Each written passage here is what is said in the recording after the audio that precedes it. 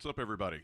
I'm Joey Powell for the Coast to Coast podcast on InsideCarolina.com. This is a breaking news edition, so that means there's news to be broken, and we shall break it. Sherrell McMillan, Sean Moran joining me. We're brought to you by Johnny T-Shirt. And the news to break is this. Big man from Arizona, Henri Veesaar, has committed to North Carolina.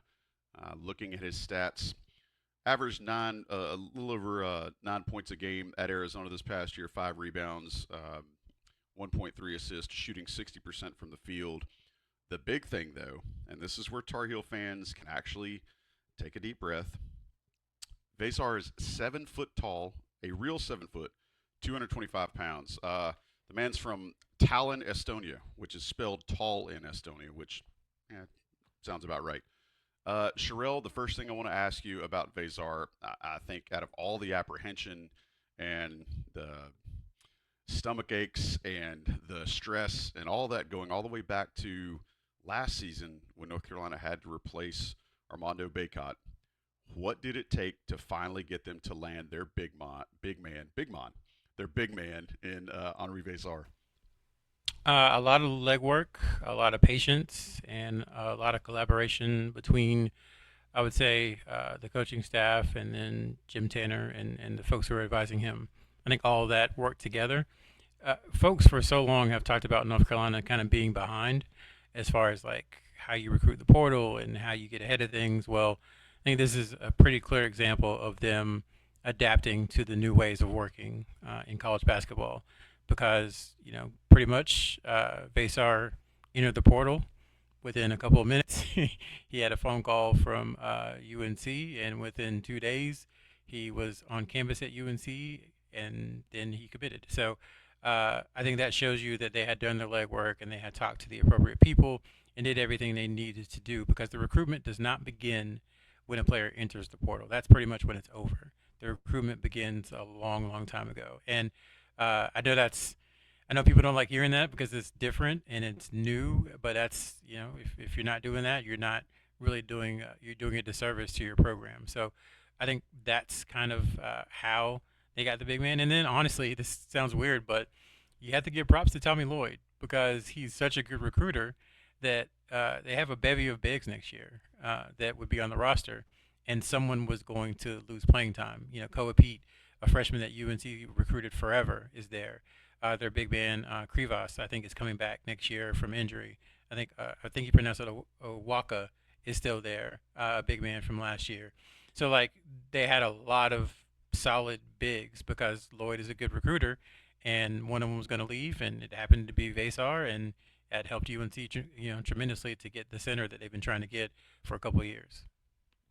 I want to reiterate something that Sherrell said, and I know this is tough because our listeners and our viewers and IC subscribers are used to the fact that as we have information, we're able to share it with you.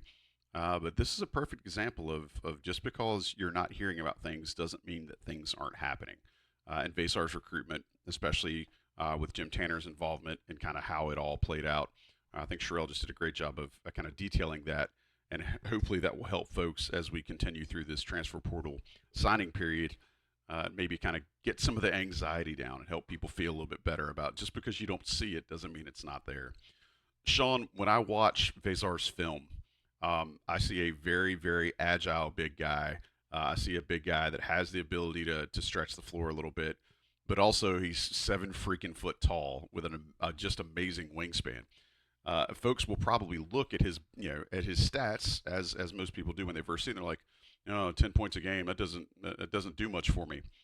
But I want you to expand a little bit on his usage at Arizona. And I think the last time that folks probably saw him was against Duke when he played 28 minutes. I think he had 13 points. But tell us a little bit about why it's not just about his top line statistics and why he's set up to be so much more of an impact for this North Carolina roster. Well, I think that's the main reason why he was in the portal was over the course of the season playing just a tad over 51.5% from a minutes perspective. So I think probably Arizona fans and himself saw a bigger role throughout the season. And I think you did start to see that towards the end. Out of the last 6 games, 4 games were 28 or plus minutes. But before that, you saw it vacillating. And I think Arizona fans probably wish he had been playing 30 plus minutes throughout the course of the season. So I think when you look on a per minute basis, you're getting a player much bigger than what the general stats are showing. I think from a efficiency standpoint, offensive rating extremely strong, number 2 in the conference. Offensive rebounding extremely strong. Defensive rebounding could use some work. Good finisher inside the paint, and as you say, can stretch it a little bit. Although I wouldn't call that his main strength, but size, some length, versatility, high IQ basketball player. So I think all of those lead one to project a little bit upwards in terms of what he can do. And I think there are some improvement points, but I think it goes to what he does do well, and that's catching the ball and pick and roll on the move, going to the basket, good hands, etc. So I think there's a lot of great attributes. Not to mention, I think probably the most important thing is from a perception point of view that this is a big get. It's a big man, so something that UNC failed to do last year and was criticized, as well as stemming the tide from the players that have entered the portal. Here's a big name and a big get, which can hopefully lead to other things down the road. Sean, I want to stay here for a second. I also see a guy that on film looks like a pro player. Just kind of the way he moves, the fluidity, the fact that he's willing to attack the rim as a big guy. He seems like a guy that has pretty strong pro prospects. How do you see that? I think he definitely has pro prospects. Where that ends up probably remains to be the question. If I had to put money on it, I'd still say down the road he's playing at a high level in the EuroLeague. But I think with that versatility, he will get looks. Is it next year or the year after? I think will depend on how the season goes, as well as how his shooting improves. But I think the main aspect is that versatility, just good movement, good agility, and I think he has a lot of the traits that people are looking for in modern day centers. I would say sometimes he tries to use his left shoulder to go into a defender, which can cause him to force shots a little bit. But I think when if you're always trying to nitpick a little bit, but for the most part, he does have that potential, but definitely some things to work on, which ideally can be showcased at a larger volume this season. Sherrell, if I'm on the North Carolina staff and I'm considering the roster for next season, I see a 6'8" Ven-Allen Lubin who really came on strong at the end of this past year and learned to really operate well in pick and roll situations, learned how to really, like I said about Veesaar, attack the rim. But also, I'm trying to figure out ways to deploy both of these guys so that it's almost a matchup nightmare for the other team's big man. Am I getting too giddy? Am I reading too much into this? Or do you have similar feelings? Or how would you look to use both of these guys, Veesaar and Ven-Allen Lubin, next season for North Carolina in the post? Well, I do wonder about. It sounds weird for me sitting here on the couch in the room, but I do wonder about conditioning for Veesaar, considering Arizona played one of the faster tempos in P4, right up there with Carolina, but he only played for the whole of the season about 50% of the minutes, so half the time he wasn't on the court. And now part of that is what we were talking about. They had a lot of talented bigs, and then as people went down injuries or he started to play better, he started to get more minutes. But that's something to consider. And so having someone like Lubin who can step in, who's experienced, who has played, I guess he's played in the ACC and the SEC multiple times, who's played in a lot of big games. I mean, that's pretty much invaluable. I mean, you can make the argument that the last month of the season, it was kind of him and R.J. Davis as Carolina's most impactful players. So I think it's a really strong thing for North Carolina to have those two in the front court. What really I think starts to excite people is that when you look at how North Carolina was built last year, just talked about from pretty much the second that Cliff Amore decided to go to Alabama was where's the rim protection, and Ven-Allen Lubin actually was a better rim protector than I could have expected. Like towards the end of the year, he was blocking a lot of shots. But think about Veesaar with his size and length, beside Caleb Wilson with his size and length. that makes it a lot easier to kind of experiment on the perimeter. I would say you don't have to have your typical 6'7" small forward or your typical 6'5" shooting guard if you have a 6'9.5", 6'10" power forward and a 7-foot center, because you can funnel those guys into the paint and let the big guys take care of it. So for me, it's really about that 3-man rotation and add in a potential James Brown getting better, improving. Coach Smith always said freshman to sophomore was the biggest leap. So there's solid depth now for UNC at the 4 and 5 positions, and that's something that was kind of a worry last year.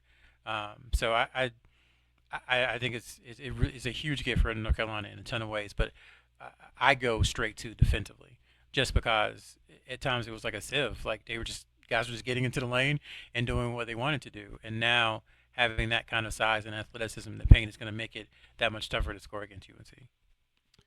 Sean, I see visions of, not that these two players are going to be as good, but I see visions of Tyler Zeller and then having a John Henson come over from help side and stealing a bunch of blocks because he's able to do that. It is kind of along the lines of what Sherrell said. Is that out of the realm of possibility next year to see that sort of rim protection or that sort of limited field goal percentage for the opponent? I think if you're imagining Ven-Allen Lubin turn into a John Henson body and coming over from the weak side for those block Caleb shots. Wilson. Oh, I thought you were talking about. Oh, well, yeah. I mean, as I'm thinking about the Zeller Henson combination from many years ago, I think it adds length. Shot blocking, definitely. From Wilson's perspective, will definitely be there from that weak side, not to that high level, but once again, you're adding size, you're adding length. At the very least, it's going to contest shots, and it's not going to be, open range as you get downhill, and easier shots. So I think at the very least, and ideally across the once we get to the point where we're looking at what this full body looks like, that there is more general length across the board. So yeah, you're not just dependent on 2 or 3 players, but there is just more of a difficulty as players are trying to attack the basket and get into the lane. All right, and so before we get out of here, again, Henri Veesaar, 7-foot big guy, transferring from Arizona to North Carolina. He is out of Estonia. Sherrell, last question I want to ask you, and have some fun with this if you want to, but I think, again, the long national nightmare for North Carolina about getting a big man seems to be over with this commitment. Can you talk a little bit about how that might help the perception you mentioned with other players, but like just in general, does this help maybe salvage some of the goodwill that maybe was burned last offseason and just absolutely nuked? The Ashes had sand poured upon them over the course of this past season. Probably not. If we're being completely candid, it's what have you done for me lately? And they've got Veesaar committed now, and so it's like, what's next? What do you need? What can you get? Who's available? How much money do you have to spend? Why aren't you upgrading the team? So like all those are still fair questions because there's a lot of work to do for UNC considering what they lost, who's transferred out. So it's a good first step, but this is we keep saying it over and over, but this is a make or break season. And so in a make or break season, you have to act like it. You have to be completely all in. And so they found a difference maker. I think we talked about this before in the podcast. Like there's a difference between a good player and a difference maker. And I think despite his traditional statistics, Veesaar is a difference maker and will be a difference maker. So that's great. And now you got to do it again. Just like in a game, in football and basketball, when you win something, you have to say, okay, that's great, you did it. Now validate it by doing it again. I know that is unfair, but that's kind of where it is with the staff and with UNC after the way last year went. So you have to give them major props because this was, like I said, this is, I don't want to say anti-Carolina, but this is very different from the way Carolina has always conducted its business, but it's necessary in these days and times with the way the portal works and with the way recruiting works. And then, it fulfills the promise to Caleb Wilson because they didn't want him to feel like he might have to play some five or that he might have to be the guy banging down low. So you've helped him out. You've given him some Message. space to operate. Right. You've given him some space to operate. So I mean, that to me should be a pretty potent front court compared to last year. And now it's just about filling out the rest of the roster. So a great signing. Don't get me wrong. And I don't want to overhype it because people will see his traditional stats. But I mean, just from a player who was at a team who was better than North Carolina this year, I think you could say, by their seed, who was in a better conference by pretty much every metric, deciding to leave there after coming from Europe and being there for 3 years and go to UNC with 2 years of eligibility remaining. That says a lot, I think, about North Carolina's overall package. Let's put it that way. When it comes to salary and financial considerations, when it comes to playing time, and then when it comes to the pitch that Hubert Davis, Jim Tanner, and the coaching staff kind of sold him on. And you mentioned something being unfair. I'll just give back to you what somebody told me recently. Fair ain't got nothing to do with it. It just happens to be the circumstances that the North Carolina basketball program finds itself in right now. And they also find themselves with a new traditional big man, as Henri Veesaar has committed to North Carolina from Arizona. Boys, I appreciate it. Want to make sure I give a shout out to Johnny T-shirt. I hope they're listening and have some clothing that can fit a traditional 7 foot tall human, because I'm sure Henri Veesaar will be stopping by very, very soon. Johnny T-shirt right there on East Franklin Street, johnnytshirt.com. Premium subscribers, use your discount, get that extra 10% with the code found on the premium message boards. Guys, thanks so much. Appreciate you making time for us. We will be back very soon with hopefully another commitment pod, breaking news, all that good stuff. But either way, you're going to get it from Inside Carolina. Make sure you subscribe so you get this automatically to however it is you consume your podcast. We appreciate you being here.